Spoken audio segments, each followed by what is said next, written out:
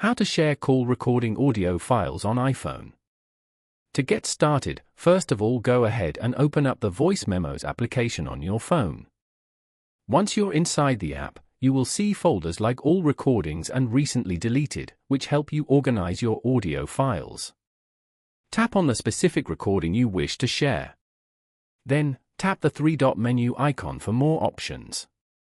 From the menu, tap on Share at the top to open the share sheet. From the various apps shown, locate and tap the Messages icon. A new message window will open with the voice memo attached. In the To field, enter the recipient's name and select them from your contacts.